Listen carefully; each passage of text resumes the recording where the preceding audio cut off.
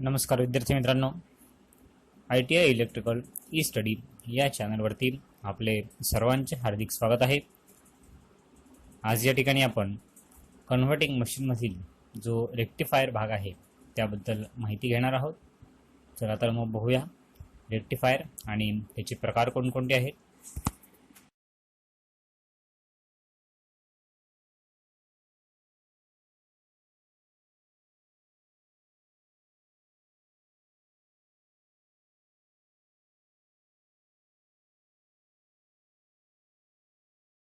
आता आपण माहिती घेऊया ती म्हणजे रेक्टिफायर। PN जंक्शन आहे त्यालाच आपण सेमीकंडक्टर डायोड किंवा क्रिस्टल डायोड असं आपण म्हणत असतो। PN जंक्शनला आपण सेमीकंडक्टर डायोड किंवा क्रिस्टल डायोड असं म्हणतो। असा जो डायोड आहे अशा डायोडमधनं दोन्ही दिशेने करंट वाहण्याच्या ऐवजी फक्त एकाच दिशेने यामधून करंट वाहत असतो। PN जंक्शन जो डायोड आहे फक्त फॉरवर्ड बायस व्होल्टेज वरच करंट वाहू देतो, परंतु जो रिव्हर्स बायस आहे त्यातून तो करंट वाहू देत नाही। म्हणजे हा जो डायोड आहे हा फक्त एकाच दिशेने करंट वाहू शकतो। त्यामुळे हा जो डायोड आहे हा डायोड रेक्टिफायर म्हणून या ठिकाणी वापरला जातो। जे उपकरण AC सप्लायचं DC सप्लायमध्ये रूपांतर करतं त्याला आपण रेक्टिफायर असं म्हणतो। जे उपकरण AC सप्लायचं DC सप्लायमध्ये रूपांतर करतो त्याला आपण रेक्टिफायर असं म्हणत असतो। जो सिंगल फेज रेक्टिफायर आहे त्या सिंगल फेज रेक्टिफायरचे जे प्रकार आहेत ते आहेत हाफ वेव्ह रेक्टिफायर आणि full wave rectifier. Single phase जे रेक्टिफायर आहे त्या रेक्टिफायरचे जे प्रकार आहेत ते आहेत half wave rectifier, full wave rectifier आणि फुल वेव्ह रेक्टिफायरचे सेंटर टॅप सर्किट आणि ब्रिज सर्किट असे दोन प्रकार आपल्याला या ठिकाणी बघायचे आहेत। चला तर मग बघूया सिंगल फेज रेक्टिफायर। आता आपण बघूया तो म्हणजे पहिला हाफ वेव्ह रेक्टिफायर। हा जो हाफ वेव्ह रेक्टिफायर आहे याची जी रचना आहे या ठिकाणी आपण एक आकृती बघू शकतो। या ठिकाणी एक ट्रान्सफॉर्मर दाखवलेला आहे, स्टेप डाऊन ट्रान्सफॉर्मर। त्याची प्रायमरी आणि सेकंडरी दाखवलेली आहे। सेकंडरी साईडला एक डायोड वापरलेला आहे आणि तिथून DC आउटपुट हे काढलेलं आहे आणि ट्रान्सफॉर्मरच्या प्रायमरीला AC इनपुट सप्लाय या ठिकाणी दिलेला आपल्याला दिसतो आहे। हा जो हाफ वेव्ह रेक्टिफायर आहे या हाफ वेव्ह रेक्टिफायरची जर रचना बघायला गेलं तर यामध्ये एक स्टेप डाऊन ट्रान्सफॉर्मर हा वापरलेला असतो आणि यामध्ये जो स्टेप डाऊन ट्रान्सफॉर्मर आहे त्याला सेंटर टॅप नाही आहे। हा जो स्टेप डाऊन ट्रान्सफॉर्मर आहे याला सेंटर टॅप नाही। याची जी सेकंडरी आहे सेकंडरीच्या एका टर्मिनलला डायोडचा ॲनोड म्हणजे एक टोक जोडला आहे तर कॅथोडला हा लोडला जोडला जातो आणि लोडचं जे दुसरं टर्मिनल आहे ते दुसरं टर्मिनल ट्रान्सफॉर्मरची जी सेकंडरी आहे त्या सेकंडरीच्या दुसऱ्या टर्मिनलला या ठिकाणी जोडलेलं आपल्याला दिसतं आहे। अशा पद्धतीने हे जे हाफ वेव्ह रेक्टिफायर आहे त्या हाफ वेव्ह रेक्टिफायरची ही रचना असते। आता आपण बघूया जो हाफ वेव्ह रेक्टिफायर आहे या हाफ वेव्ह रेक्टिफायरचं कार्य कशा पद्धतीने चालतो। आपण त्याची रचना बघितली की एक स्टेप डाऊन ट्रान्सफॉर्मर या ठिकाणी दाखवलेला आहे। त्याच्या प्रायमरीला ज्यावेळेस आपण 240 व्होल्ट 50 हर्ट्जचा AC सप्लाय देतो त्यावेळेस तो जो ट्रान्सफॉर्मर आहे तो ट्रान्सफॉर्मर हा स्टेप डाऊन पद्धतीचा असल्यामुळे त्याच्या साहाय्याने आपल्याला आवश्यकतेनुसार जे व्होल्टेज आहे ते AC व्होल्टेज कमी करून आपल्याला मिळतं। ज्यावेळेस ट्रान्सफॉर्मरची जी सेकंडरी आहे त्या सेकंडरीचं जे A टर्मिनल आहे ते A टर्मिनल पॉझिटिव्ह हाफ सायकलला येतं त्यावेळेस जे B टर्मिनल आहे ते निगेटिव्ह असतं। पॉईंट A कडनं जो डायोड आहे त्या डायोडच्या ॲनोडला पॉझिटिव्ह हाफ सायकल आणि पॉईंट B कडून लोड मार्फत कॅथोडला निगेटिव्ह हाफ सायकल मिळते तेव्हा तो डायोड फॉरवर्ड बायसमध्ये येतो आणि त्यामुळे त्या डायोडमधनं करंट व्हायलाही सुरुवात होते। ट्रान्सफॉर्मरची जी सेकंडरी आहे त्या सेकंडरीच्या A टर्मिनलला पॉझिटिव्ह हाफ सायकल येते आणि B टर्मिनलला निगेटिव्ह येते।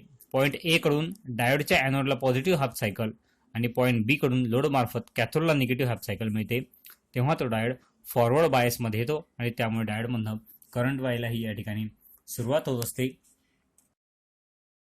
परंतु पुढची जी हाफ सायकल आहे त्या पुढच्या हाफ सायकलला जो पॉईंट A आहे हा पॉईंट A निगेटिव्ह होतो तर पॉईंट B हा पॉझिटिव्ह होतो। पुढच्या हाफ सायकलला जो पॉईंट ए आहे हा पॉईंट निगेटिव्ह होतो आणि पॉईंट बी हा पॉझिटिव्ह होतो. त्यामुळे या स्थितीमध्ये जो डायोड आहे त्या डायोडमधून रिव्हर्स बायस होऊन त्या डायोडमधून करंट वाहू शकत नाही. कारण हा जो डायोड आहे हा रिव्हर्स बायस म्हणून करंट पास करू शकत नाही. म्हणून या ठिकाणी अशा स्थितीमधून या डायोडमधून रिव्हर्स बायस होऊन डायोडमधून करंट वाहू शकत नाही. अशा तऱ्हेने हा जो डायोड आहे हा डायोड जी एसी मधली जी फक्त पॉझिटिव्ह हाफ सायकल आहे त्या पॉझिटिव्ह हाफ सायकललाच फॉरवर्ड बायस होऊन त्यामधून करंट हा पास करत असतो. म्हणून त्या ठिकाणी अशा पद्धतीने हा डीसी सप्लाय त्या ठिकाणी निर्माण होत असतो. आता आपण बघूया जी हाफ वेव्ह रेक्टिफायर आहे त्या हाफ वेव्ह रेक्टिफायरचे फायदे कोणकोणते आणि त्याचे तोटे कोणकोणते आहेत. Advantages of half wave rectifier and disadvantages of half wave rectifier. तर आपण त्याचे जर फायदे बघायला गेले तर या ठिकाणी फक्त एकच डायोड वापरून एसीचं डीसीमध्ये आपल्याला रूपांतर करता येतं, हा याचा एक फायदा आहे. या ठिकाणी फक्त एका डायोडचा वापर करून आपल्याला एसी सप्लायचं डीसी सप्लायमध्ये रूपांतर हे करता येत असतं. याची जी रचना आहे ती अतिशय साधी सोपी अशा पद्धतीची असते. त्याचबरोबर हे जे हाफ वेव्ह रेक्टिफायर आहे हा किमतीने देखील कमी असतो. परंतु याचे जर तोटे बघायला गेलं तर याचा जो आउटपुट आहे हा आउटपुट फार कमी असतो. त्याचबरोबर हाफ वेव्ह रेक्टिफायर आहे त्याची जी कार्यक्षमता आहे ती कार्यक्षमता अंदाजे 40% कमी असते. या ठिकाणी तो स्थिर डीसी आहे, तो स्थिर डीसी आउटपुटसाठी आपल्याला उच्च दर्जाचा फिल्टर बसवणं या ठिकाणी आवश्यक असतं. हे याचे तोटे आहेत हाफ वेव्ह रेक्टिफायरचे. आता आपण बघूया फुल वेव्ह रेक्टिफायर मधला प्रकार centre tap full wave rectifier. या ठिकाणी आपण आकृती बघू शकतो. या ठिकाणी एक स्टेप डाऊन ट्रान्सफॉर्मर दाखवलेला आहे आणि स्टेप डाऊन जो ट्रान्सफॉर्मर आहे तो सेंटर टॅप प्रकारचा आहे. यामध्ये दाखवल्याप्रमाणे स्टेप डाऊन सेंटर टॅप ट्रान्सफॉर्मरची जी सेकंडरी आहे त्या सेकंडरीला दोन रेक्टिफायर डायोड म्हणजे D1 आणि D2 असे जोडलेले आपल्याला दिसत आहेत आणि जोडल्यामुळे या ठिकाणी फुल वेव्हमध्ये रेक्टिफिकेशन होतं. या ठिकाणी आपण बघू शकतो प्रायमरीला एसीचा मेन सप्लाय दिलेला आहे, त्याची जी सेकंडरी आहे त्या सेकंडरीला सेंटर एक टॅप काढलेला आहे आणि त्याची जी आजूबाजूचे दोन टर्मिनल आहेत ए टर्मिनल आणि बी टर्मिनल या ठिकाणी दोघं ठिकाणी D1 आणि D2 असे दोन डायोड या ठिकाणी जोडलेले आपल्याला दिसत आहेत.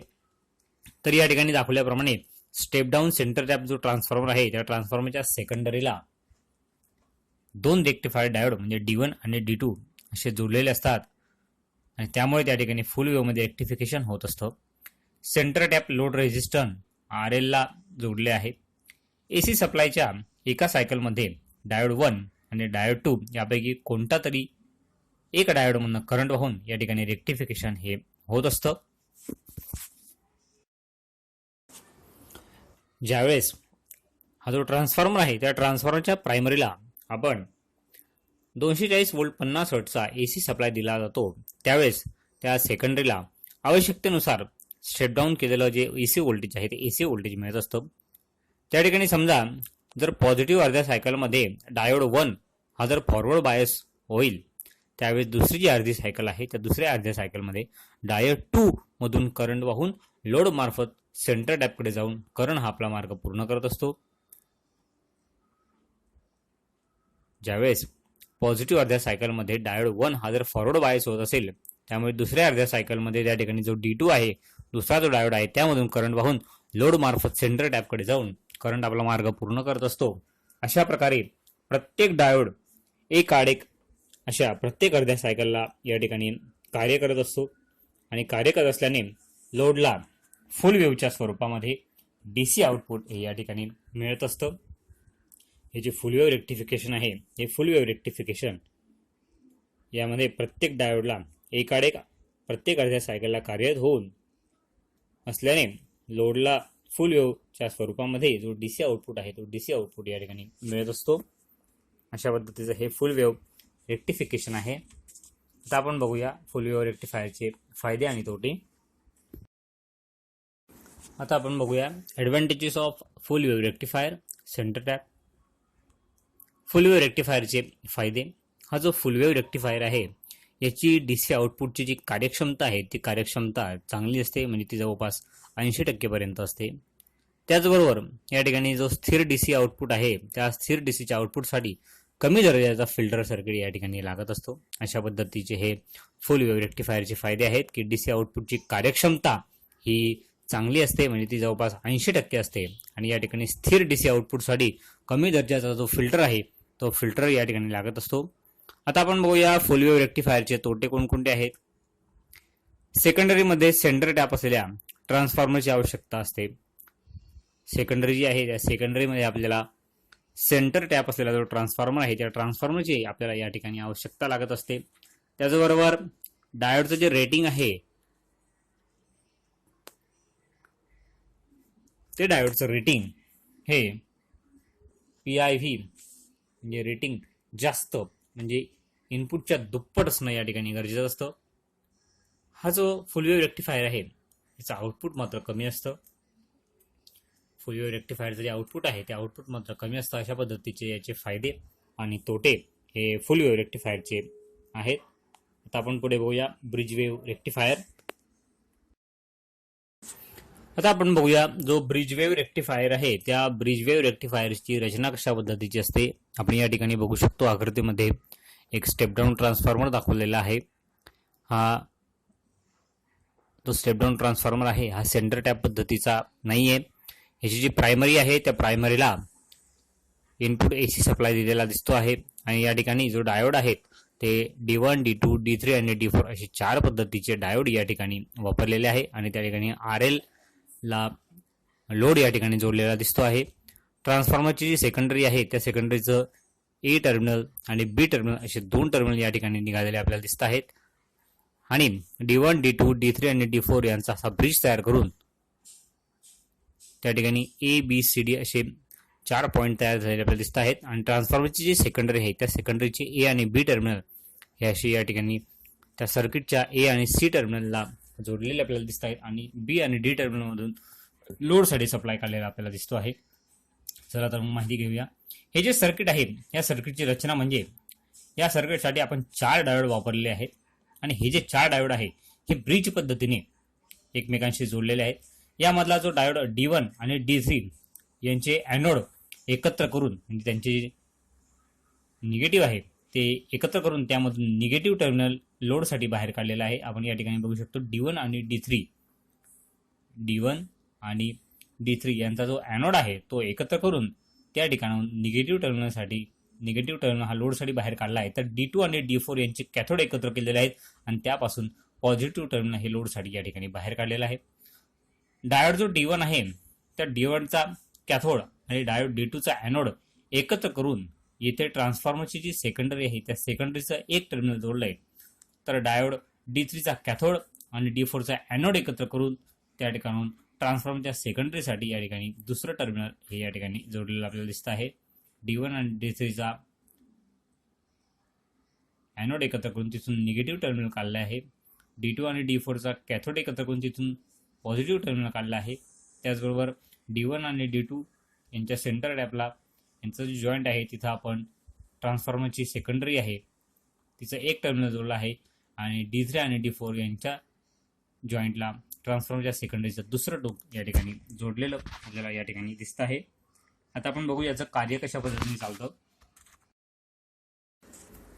आता आपण बघूया जी हाफ वेव्ह रेक्टिफायर आहे त्या हाफ वेव्ह रेक्टिफायरचे फायदे कोणकोणते आणि त्याचे तोटे कोणकोणते आहेत. Advantages of half wave rectifier and disadvantages of half wave rectifier. तर आपण त्याचे जर फायदे बघायला गेले तर या ठिकाणी फक्त एकच डायोड वापरून ACचं DCमध्ये आपल्याला रूपांतर करता येतं, हा याचा एक फायदा आहे. या ठिकाणी फक्त एका डायोडचा वापर करून आपल्याला AC सप्लायचं DC सप्लायमध्ये रूपांतर हे करता येत असतं. याची जी रचना आहे ती अतिशय साधी सोपी अशा पद्धतीची असते. त्याचबरोबर हे जे हाफ वेव्ह रेक्टिफायर आहे हा किमतीने देखील कमी असतो. परंतु याचे जर तोटे बघायला गेलं तर याचा जो आउटपुट आहे हा आउटपुट फार कमी असतो. त्याचबरोबर हाफ वेव्ह रेक्टिफायर आहे त्याची जी कार्यक्षमता आहे ती कार्यक्षमता अंदाजे 40% कमी असते. या ठिकाणी तो स्थिर DC आहे तो स्थिर DC आउटपुटसाठी आपल्याला उच्च दर्जाचा फिल्टर बसवणं या ठिकाणी आवश्यक असतं. हे याचे तोटे आहेत हाफ वेव्ह रेक्टिफायरचे.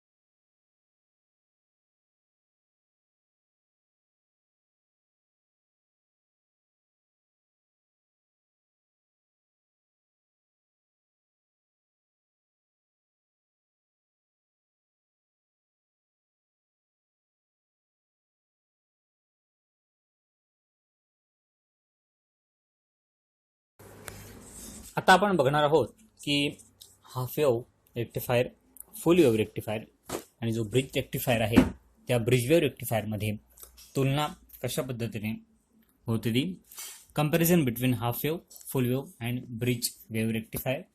तर या ठिकाणी आपण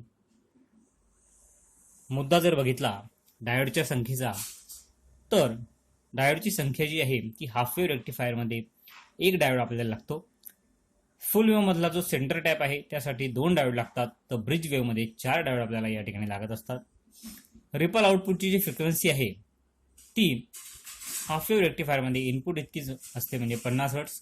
फुल वेव्ह रेक्टिफायरमध्ये इनपुटच्या दुप्पट ती होते म्हणजे 100 हर्ट्स आणि ब्रिज वेव्ह रेक्टिफायरमध्ये देखील इनपुटच्या दुप्पट म्हणजे 50 हर्ट्स फ्रिक्वेन्सी ही या ठिकाणी होत असते. रिपल फॅक्टर जो आहे हा रिपल फॅक्टर हाफ वेव्ह रेक्टिफायरचा 1.21 असतो. फुल वेव्हमध्ये सेंटर टॅपचा 0.482 तर ब्रिज वेव्हमध्ये देखील 0.482 एवढा रिपल फॅक्टर हा या ठिकाणी असतो.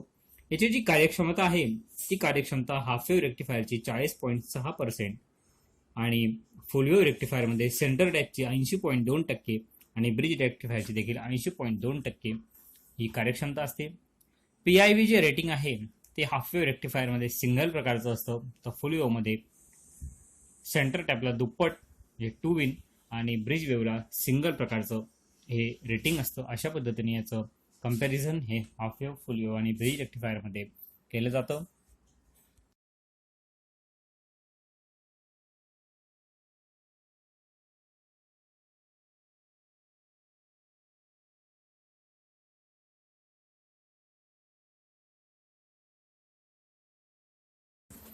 आता आपण बघूया फुल वेव्ह रेक्टिफायर मधला प्रकार, centre tap full wave rectifier.